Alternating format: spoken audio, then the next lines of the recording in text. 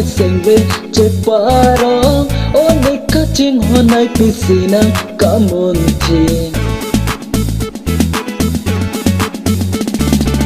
nang Phan tek long pe ne sengve che paro one kaching honai pisina kamunti nang pe ne che tongji matha che pa sumri ranam ta e don din se e pa che chor long chika nang ne lo e tum bang so pir the lo run me bo che ra vet nang pe ne kang hon mana ya son sinang raje nang Phan kelong ko pai mana ya son sinang raje nang Phan kelong ko pai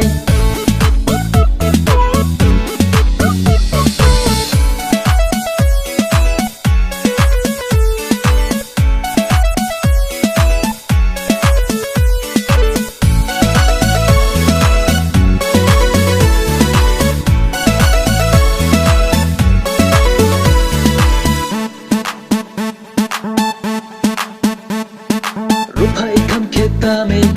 ili chikak nang nelo bang so pe theru repi ne nang chingon vergine rupai kam kheta me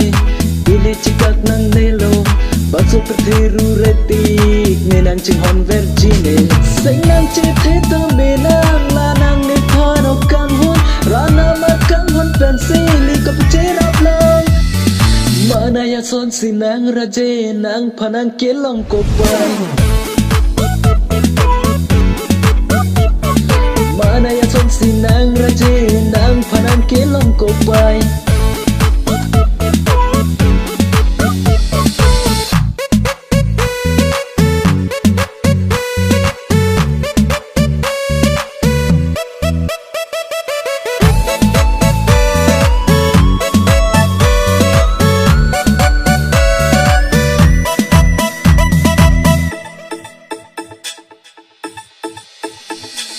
Sampai atur asomsi nangkai pati ang jine reme buce rap longji ranam te edon chene sampai atur asomsi nangkai pati ang jine reme buce rap longji ranam te edon chene senang che the tu benang lanang ne phano kang hun ranam kang hun pensili ko buce rap long mana ya son sinang raje nang Phan kelong ko pai mana ya son sinang raje nang Phan